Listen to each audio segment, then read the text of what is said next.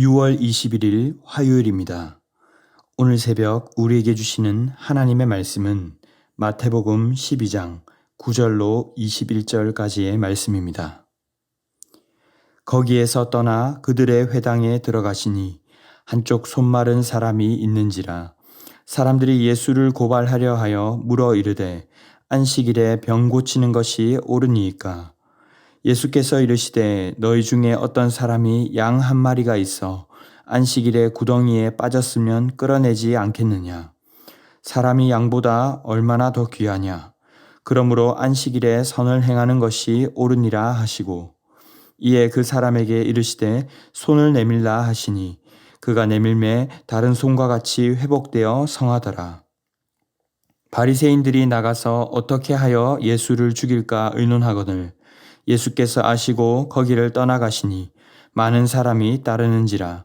예수께서 그들의 병을 다 고치시고 자기를 나타내지 말라 경고하셨으니 이는 선지자 이사야를 통하여 말씀하신 바 보라 내가 택한 종 곧 내 마음에 기뻐하는 바 내가 사랑하는 자로다.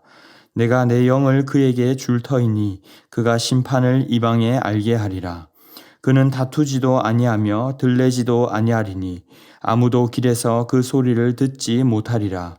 상한 갈대를 꺾지 아니하며 꺼져가는 심지를 끄지 아니하기를 심판하여 이길 때까지 하리니 또한 이방들이 그의 이름을 바라리라 함을 이루려 하심이니라. 아멘. 어제는 안식일 논쟁에 대해 살펴보았습니다. 예수님의 제자들이 밀밭에서 이삭을 잘라 먹은 것을 빌미로 정죄하는 바리새인에게 예수님은 다윗을 예로 드셨습니다. 안식일의 주인이 결국 예수님이며 주님이 안식일을 주신 것의 참 의미는 제사가 아닌 자비임을 말씀하셨습니다. 예수님은 그곳을 떠나 이제는 아예 그들이 있는 회당으로 들어가십니다. 그런데 회당에 들어가니 같은 맥락으로 이들은 예수님을 책잡으려고 합니다. 10절에 보면 한쪽 손 마른 사람이 있었는데 예수님을 고발하려고 질문하기를 안식일에 병 고치는 것이 옳으니까? 라는 것이죠. 당시 율법상으로는 위독한 경우를 제외하고는 하루가 지나도록 기다려 치료해야 한다는 규정이 있었습니다. 하지만 손 마른 사람은 위독한 환자는 아니었기 때문에 만일 고쳐야 한다고 말씀하신다면 예수님은 율법을 어긴다고 주장하며 하나님으로부터 나온 분이 아니라고 주장하려는 것입니다. 하지만 예수님은 역으로 물으십니다. 너희 중에 어떤 사람이 양 한 마리가 있어 안식일에 구덩이에 빠졌으면 끌어내지 않겠느냐? 당시 율법사들도 사람이 아닌 양이라면 양을 구해도 된다고 생각을 했습니다. 그런데 양 한 마리는 괜찮다고 하면서 이보다 더 훨씬 귀한 사람의 병을 고치는 것은 왜 안 된다고 생각하는가 하는 것이죠. 12절에 하물며 사람이 양보다 얼마나 귀하냐 물으시는 것입니다. 여러분, 율법이 무엇을 위해서 존재합니까? 죄인인 우리가 율법을 다 지켜서 하나님의 자녀가 된 것이 아니라 은혜로 자녀된 자들이 하나님을 사랑하고 이웃을 사랑하기 위해 율법을 주신 것입니다. 그런데 그 은혜는 온데간데 없고 그저 사람을 비난하고 정죄하고 나를 높이는 것에 사용된다면 잘못되었다는 것입니다. 우리에게 주신 율법은 사람을 통제하기 위함이 아니라 오히려 사람을 살리고 섬기기 위한 것이었습니다. 우리는 어떻습니까? 하나님을 위한다고 하나님의 일을 한다고 다른 사람을 섬기고자 교회에서 봉사도 하지만 정작 사람을 사랑하고 살리는 일을 하고 있는가 돌아보아야 합니다. 우리도 모르는 새에 그 형식이 자칫 율법 관습이 되고 굴레가 되어서 다른 사람을 판단하고 어렵게 하는 도구가 되어서는 안 되는 것입니다. 이들은 말은 율법이지만 사실 그 율법을 통해 예수님을 죽이려 하고 있고 손 마른 자를 낫게 하고 섬기는 일을 오히려 막고 있는 것입니다. 14절에 어떻게 하여 예수를 죽일까 의논하거늘. 예수님은 말로 그치지 않고 그 자리에서 손 마른 사람을 고쳐주십니다. 13절에 손을 내밀라 하시니 그가 내밀매 다른 손과 같이 회복되어 성하더라. 바리새인들은 지금껏 이 손 마른 자를 회당에 오래도록 내버려 뒀습니다. 오히려 그가 낫는 것을 방해하는 것은 예수님의 모습과는 반대되는 모습입니다. 지금 일어나고 있는 이러한 사건들은 그저 해프닝이 아닙니다. 하나님이 주신 율법이 무엇을 제한하고 통제하는 법이라고 오해하고 있는 그들에게 그것이 아니라 사람을 살리는 법, 생명을 구하는 법이라는 것을 깨우쳐 주시는 것입니다. 궁극적으로는 정말 하나님의 마음이 어디에 있는가? 과연 그 하나님과 내가 마음을 같이 하고 있는가? 하나님 나라의 뜻이 무엇인가를 보여주고자 하는 것입니다.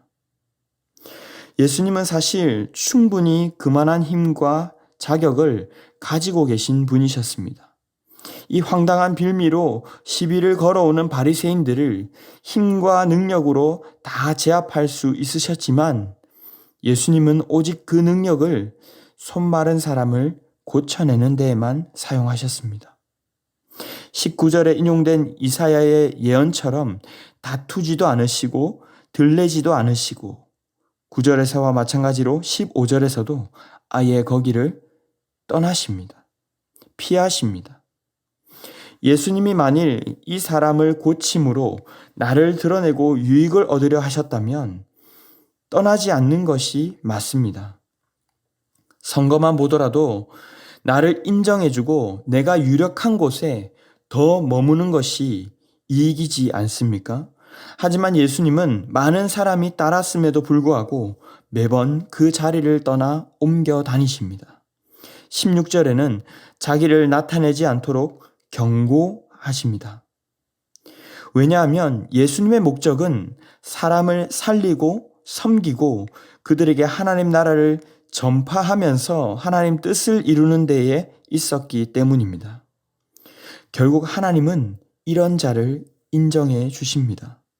18절에 보라 내가 택한 종 곧 내 마음에 기뻐하는 바 내가 사랑하는 자로다. 내 영을 그에게 줄 터이니 그가 심판을 이방에 알게 하리라.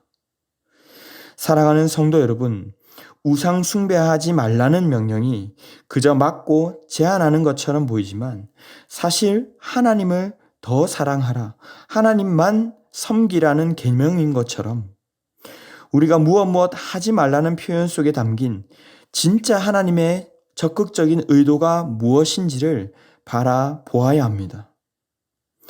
법과 규칙이 어떠한가?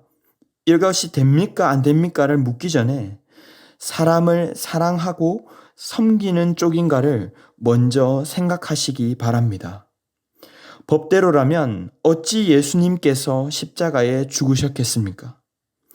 오히려 사람을 사랑하고 섬기더라도 나를 드러내지 않고 그로 인해 받는 갖은 오해와 불이익까지도 기꺼이 감당해내는 다투지도 들레지도 않은 예수님의 온유함이 우리에게 부어줄 수 있기를 바랍니다. 말씀을 맺겠습니다. 주님이 주신 율법, 하나님이 우리에게 맡기신 직분과 사역을 그저 나를 드러내거나 내 유익을 위해 사용하지 말고 이웃을 사랑하고 섬기는 일에 사용하시기를 바랍니다. 그분이 교회 안에서 오래도록 지내오신 분이건 아니면 혹 이방인처럼 전혀 복음을 모르는 분이건 상관없이 우리에게 베푸신 은혜를 기억하며 온유한 종으로 우리에게 맡기신 이웃을 끝까지 사랑하는 저희가 될 수 있기를 주님의 이름으로 축원합니다. 기도하겠습니다. 사랑의 주님, 아무것도 아닌 저희를 힘으로 법대로 대하지 않으시고 십자가의 죽으심으로 그저 사랑하신 그 은혜에 감사를 올려드립니다. 주님이 주신 것들을 다른 사람을 정죄하는 도구로 사용하지 않게 하시고 저희 또한 그 은혜를 입은 자들로서 주님의 자녀로서 또 제사장 나라로서 살아가게 하여 주시옵소서. 온유함과 겸손함으로 섬기게 하시되 인정받으려 발버둥 치기보다 오히려 늘 그 자리를 떠나며 주님의 영광만을 드러내는 영성을 허락하여 주시옵소서. 이 모든 말씀 존귀하신 예수님의 이름으로 기도하옵나이다. 아멘. 이 시간 함께 기도하실 때 주신 말씀을 붙들고 기도하시고 또 주간 기도 제목을 따라 환우들과 섬김 사역을 위해서 기도하겠습니다. 환우들과 몸이 연약한 지체들을 위하여서 기도해 주시기 바랍니다. 또한 기쁨으로 섬기는 교회 되게 하시고 모든 섬김 사역뿐만 아니라 섬김의 삶을 통해 세상에 소망이 되는 교회가 될 수 있도록 특별히 전쟁이 속히 끝나게 하시고 또 17자 특별 새벽 부흥회를 앞두고 있습니다. 또 여름 사역을 위해서도 함께 기도해 주시기 바랍니다. 합심 제목과 개인적인 제목으로 기도하도록 하겠습니다. 함께 기도하겠습니다.